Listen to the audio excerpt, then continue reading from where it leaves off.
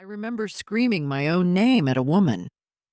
She looked startled, not because I frightened her, because she thought I was talking about someone else. "I'm sorry," she said gently. "Claire already told me you two look alike." She thanked me for checking on her daughter. Then she repeated a joke. Mine. Not only the words, the pause before the last sentence. The little laugh I always used because the joke never landed without it. I laughed too. I wish I hadn't, because I recognized the rhythm before I recognized the joke. That was the first time I wondered whether a voice could survive the person who spoke it. My name is Claire.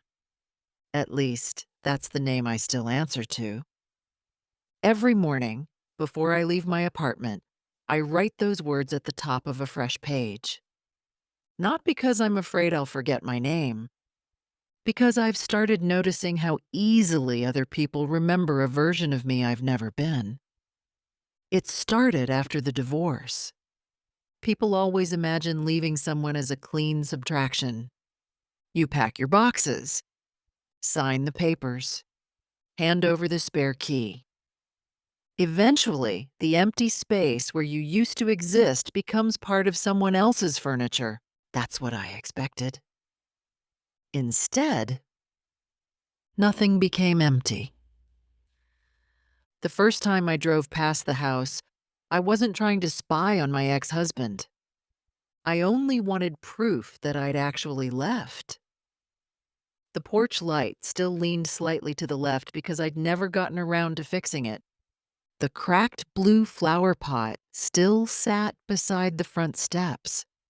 The wind chime I'd always hated still hung over the porch. Everything looked exactly as I'd left it. Not abandoned, occupied. As though I'd simply gone out for groceries. A week later, an old friend hugged me outside the grocery store. "I don't know how you still find time for those Sunday dinners," he said. "I haven't been to a Sunday dinner since before the divorce." He smiled patiently. "You made lemon pie last weekend." "I don't bake anymore." "You always say that." Then he laughed. "The old ceramic pie dish finally lose another chip?" The smile stayed on my face. Inside, something folded quietly in half. I had donated that pie dish months before moving out. No one should have known it still existed. After that, I stopped correcting people. Correction only made them pity me. "You've been through so much," they would say. "As long as you're taking care of yourself." Taking care of myself. As though memory were another prescription I'd forgotten to refill. So I began documenting everything instead. Every receipt, every conversation, every phone call. I photographed clocks before making appointments. I kept receipts for coffee I barely drank because timestamps felt harder to argue with than memory. The notebook became the only witness I trusted. For nearly 3 weeks, it worked. Every hour matched. Every place lined up. Every page reassured me that I was still living only one life. Then my neighbor knocked on my door. She smiled the way neighbors do when returning borrowed things. "I almost forgot," she said. "You left this at my place yesterday." She held up my charcoal gray cardigan. The sleeves still carried 2 tiny scorch marks near the cuff. I knew those burns. I'd made them reaching into the fireplace the night before I moved out. Then I'd thrown the sweater away, not donated, not misplaced. Thrown away. I stared at it without reaching. "It can't be mine." She laughed softly. "Claire." She stepped closer and brushed invisible lint from my shoulder with the familiar ease of someone who'd done it before.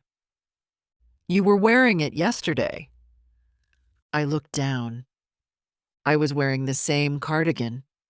2 identical scorch marks in exactly the same place. For a long moment, neither of us spoke. Then she frowned. You changed already. I followed her eyes. My sleeves. The burns were gone. For the next 3 weeks, I trusted nothing that couldn't be dated. Every morning, I wrote the time, the weather, where I planned to go, and what I intended to do. Every receipt went into an envelope. Every appointment was photographed before and after I arrived. I wasn't trying to prove I was sane anymore. I was trying to discover when my life had stopped matching everyone else's. The routine worked. Every page matched. Every hour accounted for itself. For the first time since the divorce, I slept through the night. Then Rachel called. I've been meaning to thank you, she said. For what? For Tuesday. I opened my notebook. Tuesday.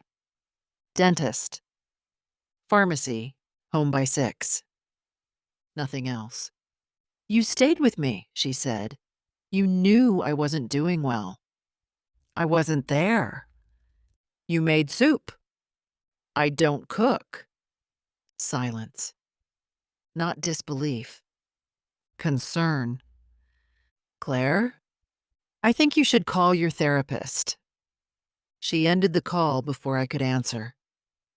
I drove to her apartment anyway. She greeted me as though she'd been expecting me. The apartment smelled faintly of tomato and basil. 2 bowls rested in the drying rack. One had a small crack running along the rim. I recognized it immediately. I'd broken that bowl years ago at my house. Rachel caught me staring. You almost threw it away. I did throw it away. She smiled with quiet patience. You've been saying that a lot lately. Before I left, she handed me a casserole dish wrapped in a kitchen towel. You forgot this. It isn't mine. She turned it over. My initials were scratched into the bottom. CM. I carried it home. When I opened my kitchen cabinet, the same casserole dish was already sitting on the shelf. I stood there holding one while looking at the other. Neither seemed willing to admit it didn't belong. The next morning, I drove to the donation center where I had taken half my belongings after the divorce. The manager searched the old records. The pie dish. The cardigan. The casserole dish. Each item had been processed. Each had been sold. I thanked him and walked back to my car. The casserole dish rested on the passenger seat. I'd left it at home. I was certain of it. There was no sign anyone had entered the car. No broken window, no unlocked door, only the dish. Waiting. For the first time, I wondered if I had misunderstood the question entirely. Maybe someone wasn't following me. Maybe my life simply wasn't ending where I thought it had. After that, I caught myself studying strangers. Not their faces, the way they walked, the way they answered their phones. Twice, I crossed the street because I thought I'd seen myself ahead of me. Twice, I caught up to someone else. The relief never lasted as long as the embarrassment. Then the letter arrived. No stamp, no return address, only my name across the envelope. Inside was a grocery receipt. Milk, coffee, fresh basil. Tomatoes. Time, 6:18 p.m. the exact evening Rachel insisted we'd share dinner. On the back, in my handwriting, were 6 words. Thank you for taking care of her. I didn't need to study the ink. I knew my handwriting. That certainty frightened me more than the sentence itself. That night, I locked every window before going to bed. Sometime after 2, I woke to footsteps moving through my apartment. Slow, unhurried, like someone crossing a room they knew by heart. I reached for my phone without making a sound. The footsteps stopped outside my bedroom door. The handle moved once, gently, as though whoever stood there expected it to open. Then the footsteps continued toward the front of the apartment. A moment later, I heard the front door close. I waited until daylight before checking the recording I'd started. There were no footsteps, no door, no turning handle, only the quiet sound of me breathing in my sleep. I sat at the kitchen table until sunrise. The phone lay beside the letter. One proved nothing. The other proved too much. For weeks, I'd been trying to establish where I had been. Only then did I understand why it hadn't mattered. The question was never where I had been. It was who everyone else believed had lived that day. I waited 4 days before going back to the house. Not because I was afraid of my ex-husband, because I needed him to know who I was. He opened the door before I knocked. For a long moment, he simply looked at me. "You look tired," he said. There was no surprise in his voice, only concern. He stepped aside. "You can come in." The house smelled exactly as I remembered. Coffee, cedar polish, lavender. The hallway hadn't changed. Photographs still covered the walls. Birthdays, vacations, Christmas mornings. One stopped me. We were repainting the guest room. The walls were pale blue. I'd wanted that color for years. We argued about it. We never bought the paint. I touched the edge of the frame. It didn't happen. He came to stand beside me. No. Relief washed over me. Finally. Someone remembered. I looked at him. "Then why is the picture here?" He didn't answer immediately. When he finally spoke, he never looked away from the photograph. I remember hanging it. The relief disappeared. We stood there together, staring at something neither of us believed, and both of us remembered. He started toward the kitchen, then stopped. His eyes drifted back to the hallway. "What is it?"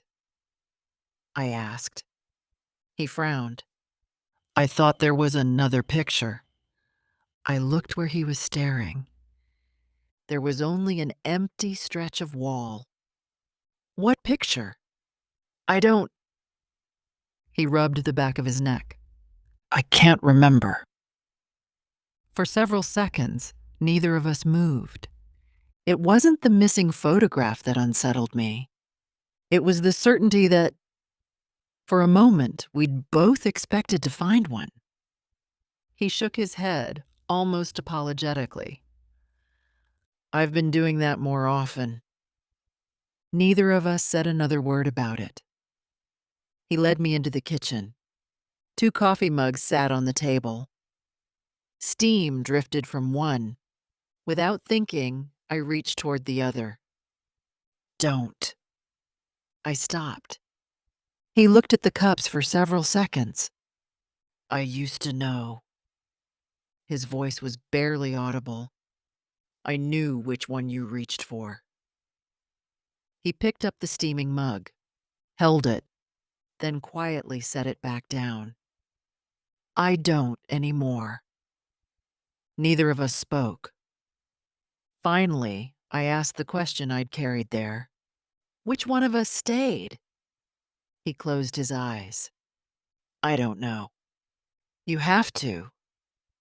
I wish I did.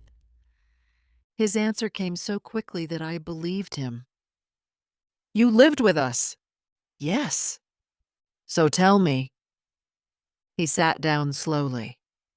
Some mornings, one of you remembered things the other didn't. He paused.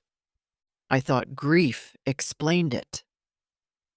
Another silence. Then I stopped knowing which memories belonged to which morning.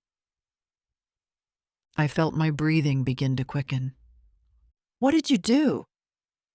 He gave a tired smile. I made coffee. I frowned. What? For whoever woke up. He looked down at his hands. I stopped trying to be right. His voice caught. I just didn't want either of you to feel alone. Something inside me finally gave way. I laughed. A short, sharp sound. Then, without warning, I couldn't stop. The laughter dissolved into tears almost immediately. I covered my face, embarrassed by how quickly one became the other. He didn't move. He didn't try to comfort me. I wasn't sure whether he didn't know how or didn't know which Claire needed comforting. When I finally reached the front door, he spoke. Claire. I turned. He looked at me for several long seconds. I don't know what I was going to say. Neither did I. I nodded once and let myself out. The drive home passed in complete silence. At the first red light, I caught my reflection in the rearview mirror. I stared at it longer than I should have, not because I thought someone else's face would be looking back. Because, for the first time, I wondered whether someone else might have been expecting mine. I stopped trying to prove where I'd been. No receipt ever settled the question. Neither did photographs or notebooks or other people's memories. Eventually, I understood that proving my life and reclaiming it were not the same thing. Some things can be lost long before anyone notices they're gone. I still carried the notebook. Not because I trusted it, because it reminded me that, at least once, I had believed my own handwriting. For a while, I kept writing every day. Dates, times, places. Then less often. Not because the contradictions stopped, because recording them no longer made them easier to live with. Weeks passed, then months. People still smiled when they saw me. They thanked me for kindnesses I couldn't remember. I stopped correcting them. Sometimes I wondered whether they were remembering someone else. Sometimes I wondered whether they were remembering the part of me that had simply learned to keep going. Either way, they smiled. I found I didn't want to take that away from them. I'm sitting in my wingback chair now. Coffee has become part of the routine. Not because it helps me remember, because it reminds me there's still a present waiting for me after I've spent so long wandering through the past. The cup is warm in my hands. The notebook is resting on my lap. It's open to a page that has my name. And beneath it, if you're reading this, I hope your memories are kinder than mine. I still don't know who I wrote it for. Maybe for myself. Maybe for whoever comes after me. Maybe there isn't a difference anymore. There's a knock. At the front door, it's gentle, unhurried. I find myself looking toward the hallway. I don't get up. The apartment is quiet again. The coffee has gone cold. I must have spent longer talking than I realized. Almost without thinking, I reach over and close the notebook. It doesn't close. For a moment, I simply look at it. Something is keeping the cover from meeting the pages. I ease my hand away. There are more pages beneath the one I finished. I don't remember them being there when I sat down. I don't turn them. I don't even touch them. Instead, I slide the notebook across the side table. Slowly, carefully, toward the empty chair beside me. Just in case.